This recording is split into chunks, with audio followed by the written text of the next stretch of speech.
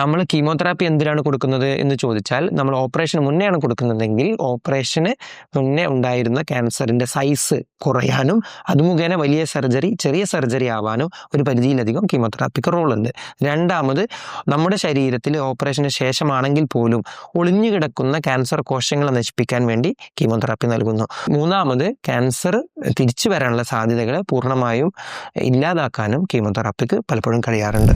ഇനി കീമോതെറാപ്പി എല്ലാ രോഗികളിലും കീമോതെറാപ്പി വേണോ? ഒരിക്കലുമില്ല. അത് നമ്മളെ ധാരണ മാത്രമാണ്. നമ്മൾ ക്യാൻസറിനെ ബയോപ്സി എടുത്ത് ബയോപ്സി റിപ്പോർട്ടിൻ്റെ അടിസ്ഥാനത്തിൽ, പിന്നെ അതുപോലെ ടെസ്റ്റുകളുടെ അടിസ്ഥാനത്തിൽ വളരെ ചെറിയ ക്യാൻസറുകളാണെങ്കിൽ പ്രത്യേകിച്ച് ബ്രസ്റ്റിൽ കീമോതെറാപ്പി നമ്മൾ സാധാരണ കൊടുക്കാറില്ല.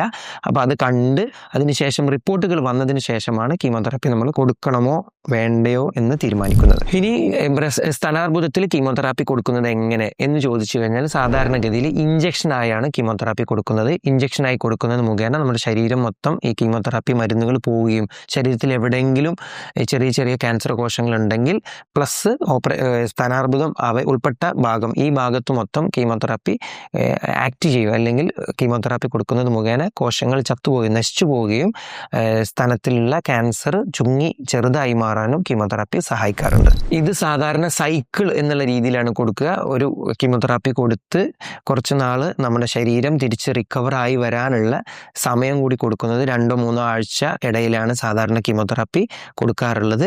ഇത് മുഖേന നമ്മുടെ ശരീരം തിരിച്ചു വരികയും ശരീരത്തിലെ നോർമലി ഉണ്ടായിട്ടുള്ള മാറ്റങ്ങളും ബുദ്ധിമുട്ടുകളൊന്നും നമുക്ക് തിരിച്ചു പിടിക്കാനും ഈ സമയത്ത് തന്നെ വളരെ നല്ല രീതിയിലുള്ള ഭക്ഷണങ്ങൾ കഴിക്കുന്നത് നമ്മുടെ ശരീരത്തിൻ്റെ ആരോഗ്യം നിലനിർത്താനും തിരിച്ച് തുടർന്നുള്ള മരുന്നുകളോ അല്ലെങ്കിൽ സർജറികളോ നമുക്ക് ഉണ്ടാക്കുന്ന നമ്മുടെ ശരീരത്തിൽ ഉണ്ടാക്കുന്ന ബുദ്ധിമുട്ടുകളെയും സ്ട്രെസ്സിനെയും നമുക്ക് നേരിടാനും നമുക്ക് നല്ല രീതിയിലുള്ള ഭക്ഷണ രീതികൾ ഈ കീമോതെറാപ്പിയോ അല്ലെങ്കിൽ സർജറിയോ ഉള്ള ക്യാൻസർ പേഷ്യൻസ് പ്രത്യേകം ശ്രദ്ധിക്കേണ്ടതാണ്. കീമോതെറാപ്പി മുഖേന സാധാരണ വായിലോ മറ്റുള്ള ഭാഗത്ത് ചെറിയ ചെറിയ മുറിവുകൾ ചില ആളുകൾ ഉണ്ടാവാറുണ്ട്.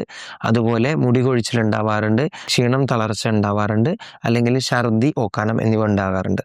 ഈ കാര്യങ്ങൾക്ക് നമ്മൾ നല്ല രീതിയിൽ ന്യൂട്രീഷൻ, ഇടയ്ക്കിടയ്ക്ക് വെള്ളം കുടിക്കുക, പിന്നെ അതുപോലെ ഇടയ്ക്കിടയ്ക്ക് നല്ല രീതിയിലുള്ള ഭക്ഷണങ്ങൾ, കൂടുതൽ ഭക്ഷണം കുറഞ്ഞ തവണ കഴിക്കുന്നതിനേക്കാൾ നമ്മൾ കുറഞ്ഞ അളവിലുള്ള ഭക്ഷണം ഇടയ്ക്കിടയ്ക്ക് കഴിക്കുന്നത് ഭക്ഷണത്തിനോടുള്ള മടി, വിരക്തി എന്നിവ കുറയ്ക്കാനും അവരുടെ നോർമലായിട്ടുള്ള ശരീരത്തിൻ്റെ ആരോഗ്യം നിലനിർത്താനും സഹായിക്കുന്നതാണ്.